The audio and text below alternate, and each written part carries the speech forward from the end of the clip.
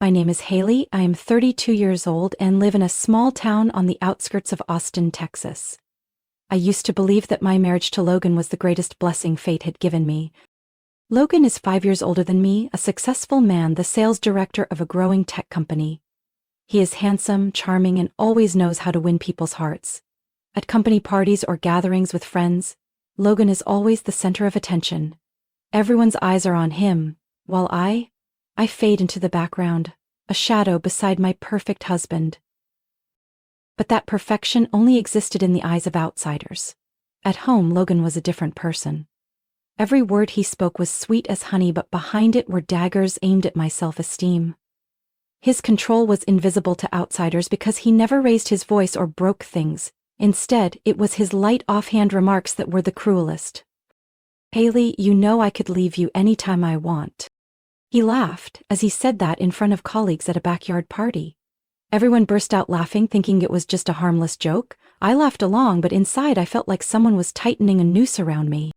My heart ached, but my face kept its forced smile. That wasn't the first time Logan had said it, and I knew it wouldn't be the last. When we first got married, Logan once said I looked lovely in my favorite red dress. But just a year later, when I wore it to a party with him, he glanced at me and said, "So bright red, are you trying to get attention? Don't you think that's a bit much?" After that night, that dress stayed buried in the corner of my closet. I never dared to wear it again. Day by day, I withdrew more into myself. I started canceling coffee dates with friends, and my phone conversations with my sister became rare. My whole life began to revolve around Logan and his moods. I learned to read his expression before I said anything, afraid that one wrong word would become the subject of his mockery at the next party. One night, after Logan had just showered and left his phone on the kitchen counter, the screen lit up with a message right in front of me. "Lunch today was so fun, you're definitely the one who makes me laugh the most at the office." It came from an unsaved number, but I knew it wasn't a friend of the same gender. I froze for a few seconds, my hands trembling. But when Logan came back, he just smirked, put his arm around my shoulders and whispered in my ear, "Don't overthink it, just a colleague chatting for fun. You know you're the one I love most." His voice was gentle, as if he had done nothing wrong, and I stayed silent. Logan never yelled, never slammed things. He didn't need to. One raised eyebrow, one offhand comment, or even a smirk was enough to make me feel small. Little by little, I began to doubt myself. Was I being too sensitive? Was I the one with the problem? But at night, lying on that wide, cold bed, I saw more clearly than anyone else. The one with the problem was Logan, and I had let him control my mind for far too long. Logan's company's year-end party was held at an upscale restaurant on the shore of Lake Austin. I still remember that night. The air was crisp, the lights shimmering on the water, and I wore a deep blue dress he once praised as elegant, modest. Logan brought me in, his hand tight around my waist, smiling as he said to his colleagues, "Here she is, the luckiest woman tonight because she has me." Everyone laughed, someone raised a glass to toast. I just gave a faint smile, staring into my glass of wine to hide the numbness inside. As the night went on and the drinks flowed, Logan became more reckless. He kept leaving the table, whispering and laughing with colleagues, glancing at me now and then with tired, smug eyes. When the music started, Logan pulled me to the dance floor. The loud music, the dazzling lights, but what haunted me most were his words in my ear. "You know, Haley, I swear if I woke up tomorrow and you were gone, I probably wouldn't even care. A woman like you, anyone could replace." My heart skipped a beat. I stepped back, wanting to break free from his arms, but Logan laughed loudly and held me tighter, as if he'd just told the best joke. The colleagues around us thought we were just teasing each other, and they laughed again. No one saw my hand trembling. When the party ended, Logan could barely stand. I helped him down the long hotel hallway to the company's reserved rooms. He collapsed onto the sofa, eyes half closed, mumbling, "Amy, don't make a big deal out of everything. I'm still here, right? I'm still here." I looked at him, feeling empty. A thought flashed through my mind, as clear as if someone had whispered it in my ear. I quickly walked to the desk, opened a drawer, and took out the document I'd prepared on many sleepless nights. The prenuptial agreement he always refused to sign because he said, "There's no need. I'm faithful." I sat down in front of him, my voice soft as the breeze. Honey, to help me feel at ease, why don't you sign this just as a promise, even for fun? Logan laughed loudly, the smell of alcohol strong.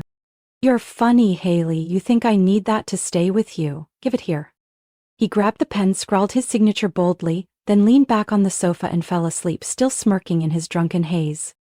The next morning, he woke up with no memory of the night before, except for the headache and the bitter taste of leftover alcohol. I had carefully folded the signed paper, tucked it into my purse, pressed flat like a lucky charm. That afternoon I met with Monica, my best friend from college, now a lawyer in Dallas. Monica didn't ask many questions when I handed her the paper. She silently read every line, every word. When she finished, she took off her glasses and looked at me with a mix of sympathy and determination. In the right hands, this is a weapon. I'll help you formalize it, add what's needed to protect you. Just in case. I nodded, my heart no longer trembled. I only felt cold, the kind of cold that makes you more clear-headed than ever. From that day on, I started keeping detailed notes, the dates and times Logan came home late, the times he left hotel receipts in his pockets, the strange messages that popped up on his phone when he left it on the dining table. I no longer cried. Each dot in my notebook was a puzzle piece, a step in a plan I never wanted to need, but had to prepare. I stopped asking where he went or why he was late. I quietly gathered the evidence. His indifferent words and gestures no longer hurt the way they once did.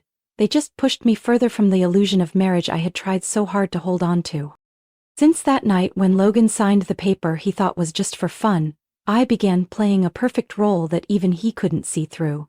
Every morning I woke up early to prepare his favorite breakfast, sunny-side-up eggs with soft yolks, toast just crisp enough, and coffee made with the exact amount of milk he liked. When he came downstairs, I already had his tie in hand and a smile always on my lip. You're always so busy. I just want you to feel at ease when you come home, I said softly, my eyes full of affection as I looked at him. Logan smirked, pleased with himself, thinking I had become more sensible, that I still needed him like before. Every time I accompanied him to a company party, I dressed just the way he liked, modest, understated, always wearing just enough of a smile so he wouldn't have to worry. When he boasted to colleagues, "Haley always knows how to make me proud," I simply smiled, poured him more wine, and praised him in front of everyone. But deep down, I was no longer the Haley he thought he could easily manipulate. I quietly observed and remembered every detail, the shifty look in his eyes when a message came in, the impatience when I casually mentioned those odd late-night meetings he claimed to attend. Logan began to act like he had the right to slack off, to live more recklessly because he believed I no longer had the strength to resist. He became bolder about bringing his lover to places he used to avoid if I was around. Once, at a crowded charity gala, I spotted him in a shadowed corner with a blonde woman. The way they looked at each other was unmistakable. When I approached, Logan turned to me, draped his arm around my shoulders and introduced, "This is a new colleague, Haley. You know I always appreciate my colleagues, right?" I kept a polite expression, shook the woman's hand, and never took my eyes off Logan. He thought he was controlling the game, but he had just exposed a weakness for me to mark. One evening, when Logan went out claiming he had to entertain clients, I opened the desk drawer in my private room and took out the small box Monica had given me in Dallas. Inside was a tracking device no bigger than a coin. I quietly went to the garage and attached it under Logan's car. My hands didn't shake, my heart didn't race anymore. I had been ready for this moment for a long time. From that night on, whenever Logan said he was traveling for work or attending an urgent meeting, I opened the app on my phone and watched the red dot move on the map to places where no meetings were happening, a hotel by the lake, a resort nearly 30 miles from home, or sometimes a strange apartment I had never heard him mention. I didn't ask, didn't confront him. Each time he came home, I still had warm food waiting, still gently asked about his work, still listened as he complained about colleagues, about clients. Logan grew more confident that I completely trusted him, that I couldn't live without him. His friends became more fond of me, thinking I was the ideal wife. At parties they often joked, "Logan's so lucky to have such a sweet wife like Haley, that's rare these days." Logan would laugh loudly, put his arm around me, sometimes even kiss my forehead in front of everyone. I always say, "Haley's the best gift I've ever had." I only responded with a gentle smile. But when his gaze swept past, I looked deep into his eyes and saw the arrogance, the pride, and the carelessness he didn't even realize he showed. On nights when Logan came home late, I sat by the cold dinner table, noting in my notebook every detail: the date, the time, where he had been, the receipts he carelessly left in his pockets, sometimes carrying the scent of a strange perfume I had never smelled before. I didn't feel the pain anymore. Now I felt like I was steadily gaining control of the game. Logan thought he was leading, but in reality, he was handing me the most crucial pieces one by one. One evening in mid-December, when the cold wind had crept into every street corner of Austin, I heard words I would never forget for the rest of my life. That day, our house hosted a small pre-Christmas gathering. Logan invited a few close friends over to drink and chat. I prepared the food, set everything up, then quietly stepped back into the kitchen to give them space. I was carrying a tray of drinks toward the living room when Logan's loud laughter and his best friend Troy's voice echoed from the study, the room they thought no one could hear them from. I paused in the hallway, my hand gripping the tray tightly, as Troy's voice came through, clear as day. "Logan, I bet you, this Christmas when you hand her the divorce papers she'll cry her eyes out. Beg you not to leave. Women, they're all weak and predictable." Glasses clinked, and then Logan's voice. "You're right. Haley's so weak, always buttering me up, cooking me meals, thinking that'll keep me. I just have to hand her the paper, and I guarantee the tears will fall like rain. And hey, I'll do it right before Christmas dinner, with everyone there, to make the show even better." My heart felt like it was being crushed. But I stood still, trying to balance the tray, my breath coming in short gasps. Troy burst out laughing. "Good one. Let me film it, capture that legendary moment. I bet our whole crew will replay it and laugh their heads off." Logan laughed too, drunk on alcohol and the illusion of power he thought he held. I stepped back, my back hitting the cold hallway wall. That chill didn't make me tremble. What froze me was seeing the true face of the man I once loved. I don't remember how I made it back to the kitchen. I just remember that when I set the tray down, my hands had stopped shaking. In my mind, a single beat echoed. It's time. That night, after the guests left, Logan lay passed out on the sofa. I stood by the window, looking out at the neighbors' Christmas lights blinking, as if reminding me of all the Christmases I had tried to preserve this happiness, all the nights I believed that if I was patient enough, Logan would be the good man he once was. That illusion now vanished like mist in the cold wind. The next day, I quietly began preparing more carefully. I gathered all the evidence I had collected, the tracker locations, the hotel receipts, the strange messages he carelessly let show, and the recordings of his contemptuous, insulting words. I organized them into a neat file, locked it in my desk drawer, and sent a copy to Monica through the secure email we had set up, just in case. Logan had no idea I had stayed up nights, drafting notes, marking every time he traveled for work, but was really meeting someone. He had no idea that each time he praised me in front of friends only strengthened my resolve. Because I knew behind that smile, he was preparing his final blow against me. In the days counting down to Christmas, Logan grew more smug. He ordered a new suit, preparing for the party with an unusually eager look on his face.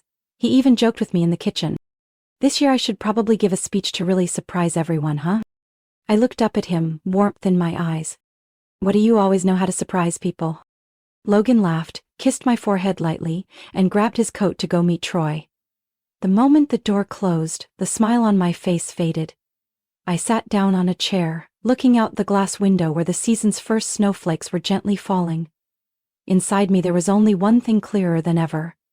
I would not let myself become the main character in the ridiculous play that Logan and Troy had so carefully staged. That Christmas Eve, our little house glowed with lights, warm with the scent of baked goods and wine. Family from both sides filled the home, the air full of laughter, well wishes, and soft, familiar Christmas music. Logan, dressed in his crisp new suit, looked every bit the perfect husband, moving about to pour wine, offering drinks, and draping his arm around me whenever someone's gaze fell on us. I wore a pale blue dress, looking gentle and kind, just as Logan always wanted. I smiled at relatives, offered more cake, more drinks, Inside, my heart beat slow and steady, calm, as if I had memorized every step of this performance. When the main course was served, roast turkey with rosemary sauce, Logan tapped his wine glass lightly, his voice ringing out. "May I have a moment? I have a surprise gift for my dear Haley." Everyone clapped, excited. I looked at him, still smiling softly, but my eyes were as silent as stone. Logan pulled a plain white envelope from his jacket pocket. No ribbon, no card. He placed it in front of me, his eyes shining with the triumph of someone certain they had won. "Merry Christmas, my love," he said, voice sweet as sugar. I stared at the envelope for a few seconds, then slowly opened it. The table gradually fell silent as I took out the divorce papers already signed. The neat lines of text, the bright red notary stamp. They felt like a verdict on nearly 8 years of marriage. I looked up and met Logan's gaze, so full of anticipation, as if he were counting each tear I was about to shed. But I didn't cry. I kept my expression soft, making everyone believe I'd just been handed a sweet gift. I took a pen from my purse, signed decisively, neatly, and slid the envelope back toward Logan. "Thank you," I said softly, loud enough for everyone to hear. The room froze. Logan frowned briefly, puzzled by my calm. The crowd began to whisper, while Troy, next to him, shifted uneasily. His look at me a mix of curiosity and doubt. I didn't let the tension linger. I opened my purse and took out a small gift box wrapped in silver paper, tied with a perfect ribbon. I placed it right in front of Logan, my eyes never leaving his. "This is the Christmas gift I prepared for you," I said. Logan glanced at the box, then smirked, his voice mocking. "You're too sentimental, Haley. You think this'll move me?" But he opened it anyway, unable to resist his curiosity. Inside was a thick folder with a matte black leather cover. Inside were the prenuptial agreement he had signed during that drunken night nearly a year ago, along with the appendices my lawyer had completed. Certified copies, signatures, dates, all valid and proper. Logan's face paled, his smile frozen as he flipped through the pages. He swallowed hard, glancing at me, then looking around as if hoping someone would save him. What is this?" he stammered. My voice stayed light, but each word weighed like stone. "This is the gift you gave me, Logan. I simply kept it safe, and now I'm returning it to you." A heavy silence filled the room. I watched him for another beat, then took a small card from my purse and gently placed it in front of him. "And this?" He opened it, his hand trembling slightly. Inside was an ultrasound image. He stared at it, his eyes widening. You're pregnant?" I inclined my head slightly, my eyes steady and kind. "Yes, 8 weeks. A truly special Christmas, don't you think?" Logan pushed his chair back, his face ghostly pale. Troy peeked at the image, his mouth opening and closing without a word. "Haley, are you trying to flip the whole game?" I tilted my head, looking at him calmly. "No, Logan, I'm not flipping anything, I just prepared. You're the one who thought this was a game." The table fell silent. Only the soft, Christmas music playing from the corner, and the frantic beating of Logan's heart, that perhaps only he could hear clearly now. After that Christmas night, everything began to fall apart for Logan in ways he never saw coming. I remember so clearly the next morning when he sat motionless at the dining table. The prenuptial agreement he had signed in his drunken haze nearly a year before lying in front of him. His face was pale, his eyes blank, staring into nothing like someone waking from a nightmare. But this wasn't a dream, and there was no waking up to a different reality. My lawyer, Monica, quickly completed the legal procedures. In less than a month, all the papers were confirmed by the court, and Logan officially lost over 70% of our shared assets, including the house we had lived in, most of the shares he had invested in his private company, and the properties he had worked so hard to build over the years.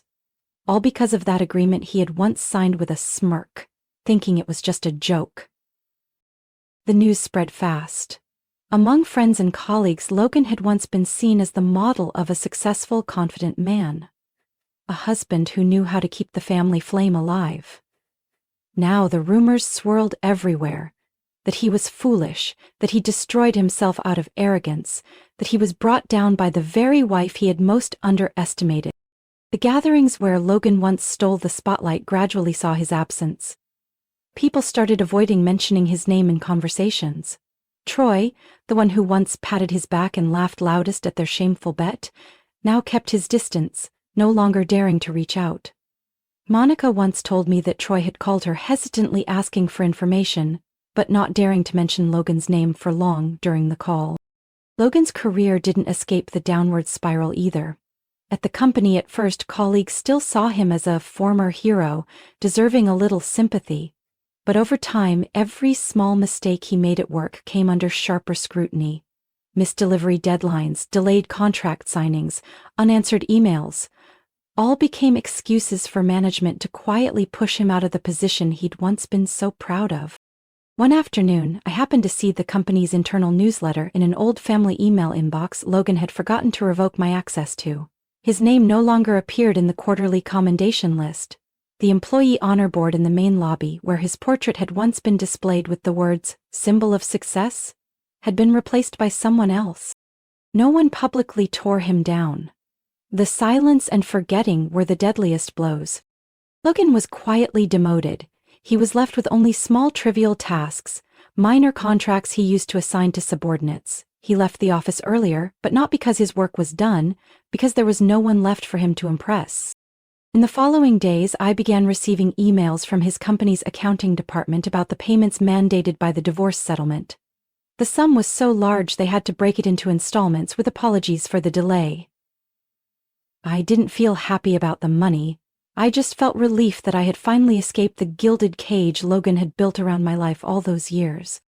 Logan's messages began to trickle in, filled with hesitant words, half wanting to reach out, half too ashamed to face me. "Haley, I'm sorry. I didn't think it would end like this. Can I see you for a moment?" I didn't reply. Not because I hated him. Simply, there was nothing left to say. Everything he needed to hear he heard that night. In my calm gaze, in my fearless smile. As soon as the court finalized everything, I called a locksmith. On a freezing January morning, I stood in the entryway, watching the locksmith remove the old locks and install brand new ones. He didn't ask anything, just worked diligently, occasionally smiling when I offered him a cup of hot tea.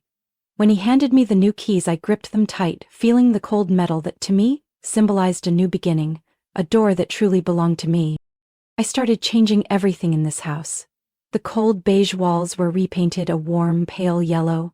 I took down the abstract paintings Logan had chosen to make the house look successful, and replaced them with small photo frames. A sunrise I captured in Austin. A corner of the Galveston beach from the summer I was 20. After years of holding back because of Logan's words, "Indoor plants just clutter the house," I boldly placed orchid and fern pots on the windowsills. For the first time in years, my kitchen smelled of baked goods, cinnamon and apples. I played soft jazz as I cooked, my hands in dough, quietly singing along. My cousin Rachel moved in when I was 6 months pregnant. Rachel, 3 years older than me, is a strong, warm woman. She showed up with a big suitcase and a bag full of baby care books, smiling brightly. "Don't worry, I won't let you do this alone, and tonight I'm making you the best chicken soup in Austin." The house gradually filled with laughter. In the evenings, we assembled the crib, folded tiny baby clothes, and stuck glow-in-the-dark stars Rachel had bought onto the nursery walls. Monica occasionally stopped by with a pot of hot stew, a funny titled book like Motherhood Isn't Scary, or simply to sit and listen to me, sipping tea and watching the cozy lights of the house. I began painting again. An old easel stood on the balcony, where I could feel the breeze and let my soul flow with the brush. The first painting was of a sunset by Lake Austin, a place where I had once sat crying during my darkest days. Now, I painted it in the brightest colors. One afternoon, I walked to the nearby bakery to buy gingerbread cookies Rachel liked. Waiting at the crosswalk, I saw Logan from afar. He wore an old coat, no longer walking with his former pride. His face was gaunt, his stubble uneven, his eyes hollow from sleepless nights. He spoke into his phone, his voice sharp, then hung up, shoving the phone into his pocket, frustrated. He passed right by me without noticing, or maybe he did, but didn't have the courage to look up. I stood there, watching his figure fade into the distance, no longer angry, no longer bitter. Just a touch of sadness, for a man who once had everything and lost it all by his own hand. I turned and continued down my path. My steps felt lighter than ever. The evening breeze carried the scent of baked goods from the nearby shop, reminding me of the cozy kitchen where Rachel and I would bake for our afternoon tea. Back home, I opened the door and took in the aroma of cinnamon, warm wood, and the faint scent of orchids. I set the bag of cookies on the table, looked around at my space, and for the first time in years felt complete peace. The next Christmas morning came with bright sunshine, the air just crisp enough for me to wrap the scarf Rachel had given me. Our little house now truly felt warm, no longer a place where I had to struggle to keep up appearances for someone else. The tree Rachel and I had decorated together at the start of the month stood adorned with red ornaments and golden stars she had carefully cut out by hand. The soft twinkle of the lights reflected on the ceiling, reminding me that the old year was behind me and this new one was entirely mine. In the small high chair next to the table, my daughter, little Lena, babbling words not yet clear, her chubby hands tapping the tray, her golden hair shimmered in the morning light, her clear blue eyes wide with curiosity at the candle flickering on the table. Lena is my whole world now. Every time I look at her, my heart overflows with the pure, peaceful love I had been seeking in all the wrong places for so many years. That Christmas dinner had no lavish spread to show off, no hollow toasts or judging eyes. Just Rachel, Monica, and 2 other close friends, the people who stood by me when I needed them most. We gathered around the table, the smell of gingerbread, cinnamon, and roast meat filling the room. Monica raised her glass. "Haley, this is your Christmas. The Christmas where you don't have to hold anything together anymore. Wishing you and Lena strength and happiness, always." I raised my glass with everyone, my gaze drifting to the window where the season's first snowflakes had just begun to fall. Laughter filled the room, light and genuine, no longer mixed with tension or pretense. Lena shook a toy that played music, then giggled when Rachel playfully made a face at the noise. My eyes rested on my daughter, then the simple warm meal as a surge of indescribable emotion filled me. Logan had believed he was the center of my world, that without him I would fall apart. But now, this moment proved everything. I am everything without him. After dinner, we sat by the fireplace. Lena slept peacefully in my arms, her steady, warm breathing like a miracle. Rachel gently draped a light blanket over us, whispering, "You did it, Haley." I closed my eyes, soaking in the simple happiness I once thought was out of reach.